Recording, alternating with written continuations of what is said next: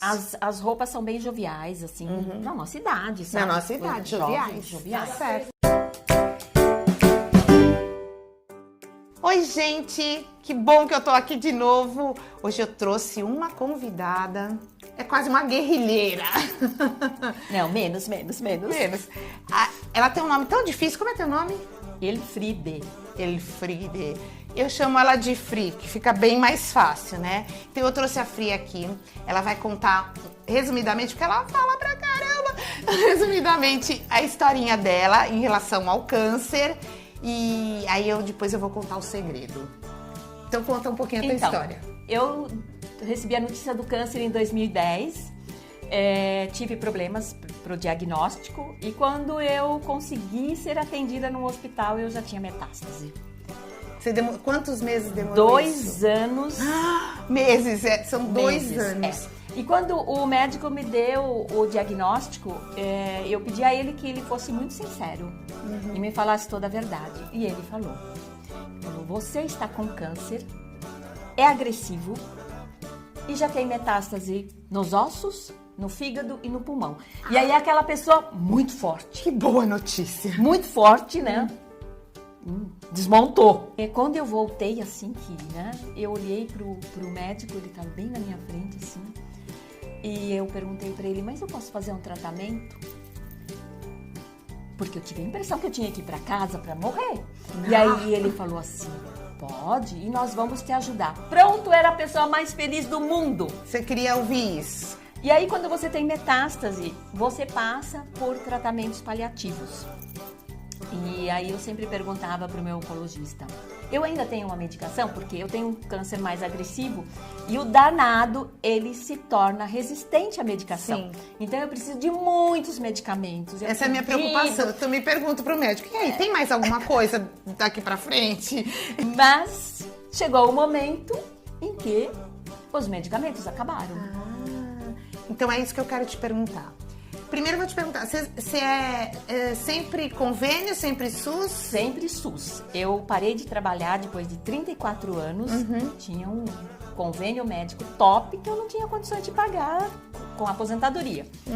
E aí, quando eu me vi, de repente... Você não tinha convênio? Não tinha convênio. E aí, um anjo me ajudou, me indicou um hospital e eu fui nesse hospital e fui acolhida. Qual é o hospital? Pérola Byton. As pessoas que se tratam lá realmente adoram.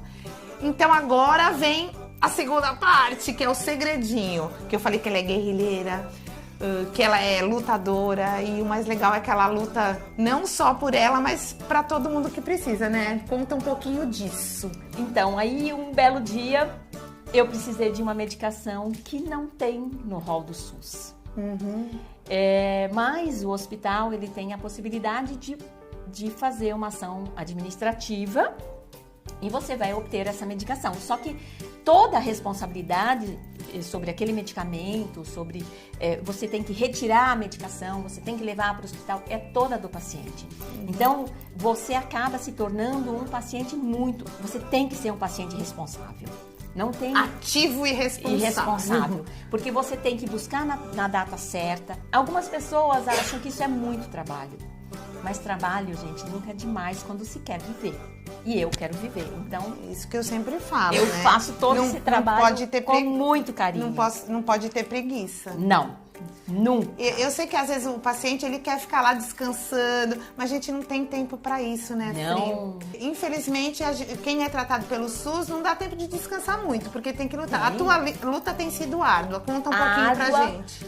Mas ela não é impossível. E o SUS...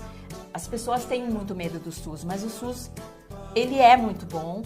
E no Pérola Byton a gente tem um tratamento de primeiro mundo. De ponta, né? De ponta, a gente pode dizer. O que a gente não tem é medicamento disponível como deveria ser para todos. Para todos, né? Então isso é uma coisa que eu luto muito, que é um sonho muito grande disso. Mas eu também acabei descobrindo que você precisa sim lutar para conseguir. E nessa luta eu acabei descobrindo que eu poderia ajudar muita gente. Então, quando eu vou buscar uma medicação, ou eu vou lutar por uma medicação que está em falta, porque a gente convive com esse drama de chegar na secretaria e a atendente falar para você assim... Deixa eu só tirar uma dúvida. Quando você fala em não ter um remédio, você está falando de um remédio que o SUS fornece, mas não está disponível. Mas você também está falando de remédios que eu, por exemplo, tomo no convênio e para o SUS não tem? Você está falando das duas coisas? As duas coisas. Ah, então explica. Porque existem medicamentos mais inovadores que ainda não estão incorporados no SUS. Uhum. Né? Então, acho que o que eu tomo não tá. Então, exatamente. Então, os médicos dos hospitais públicos, eles não têm nem como prescrever. Sim, eles não prescrevem. E aí, muitas vezes, eu me coloco no lugar desses médicos, porque eu consigo mudar facilmente de cadeira. De cadeira. Eu sento lá do outro lado. Eles não podem, né? Eles não podem prescrever. E aí, isso é muito triste, porque ele sabe da existência do medicamento e ele tem que assistir em silêncio a morte dessas mulheres. Isso eu acho Porque horrível. ele não pode receitar. Porque não existe a medicação disponível para ele. Né? Então, o que sobra, o que resta para nós é a ação judicial, que eu acho horrível. Mas, para quem quer continuar a viver, essa é a única saída. E você orienta as pessoas? Sim.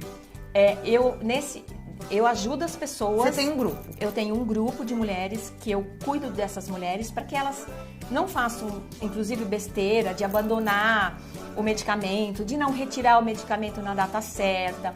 Quando falta a medicação... Porque às vezes dá um estresse tão grande, não é uma preguiça, mas um tipo, não aguento mais, vou desistir. Não aguento mais, eu quero desistir. Então a gente conversa com aquela mulher. Mas eu vou dizer uma coisa... algumas pessoas, elas acham que tem que partir para uma medicação X porque a amiga está tomando. Já passei por essa situação. Não é assim. Acredite no seu oncologista, ele tem um plano para você. Esse plano tem que ser seguido. Quanto mais você fizer esse plano dele, mais vida você vai ter, ele vai cuidar de você.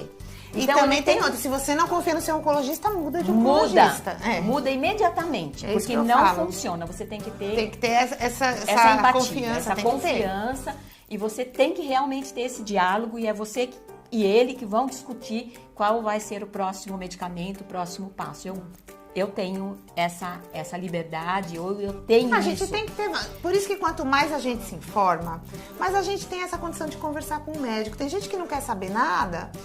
Mas aí você não tem essa condição. Tem algum lugar que essa pessoa pode procurar? Olha, eu preciso, me ajuda, o que eu faço agora? O Oncoguia, ele tem um apoio para essas pessoas. E aí elas podem ligar gratuitamente, só não serve de celular, né? No 0800, tem que ser de telefone fixo. De telefone fixo, eles dão um apoio. Eles ajudam muito. Quando eu tenho uma lista, por exemplo, de mulheres que estão ali já esperando alguns meses, eu faço isso também com o Oncoguia. O Oncoguia ajuda... Te ajuda a ajudar essas mulheres. Exatamente. E se quiser, eu também ajudo, estou sempre disponível. Então, você, lá no Pérola, né? As pessoas te acham lá, né? Lá no né? Pérola, elas me acham, e aí a gente pode ajudar sempre. Bom, a gente vai deixar também o teu Facebook aqui, Meu Facebook pode, lógico, pode deixar qualquer coisa. Se uma prepara. Página aberta. Então, porque aí as pessoas, de repente... O pessoal do Pérola que tá assistindo e não conhece a Fri, ela tá lá já pertinho para poder ajudar. Tem que ligar para a secretaria, o telefone está sempre ocupado, porque ele não é só para mulheres que têm câncer de mama. Sim, é para todos, porque é só no Brasil que se faz isso. Que as pessoas... Mas você consegue falar? Sim, é sorte. Mas tem e-mail, alguma coisa? Tem e-mail. E você pode escrever para eles. Eles dão retorno, sim. O atendimento deles é muito bom. Então, isso é importante que as pessoas saibam. E você, logicamente, que você tem que também... ser insistente e chata, como a chata gente e educada. Porque insistente, chata e educada. Porque não adianta nada você ir lá com milhões de pedras, porque você também vai receber pedras, porque a pessoa é um ser humano e a gente... Então, olha, curtam, compartilham. Compartilham muito, muito, muito, muito. Isso. Se inscrevam no canal e a gente volta semana que vem. Beijão. Beijo. Obrigada. Obrigada, Lu. Obrigada, obrigada, obrigada.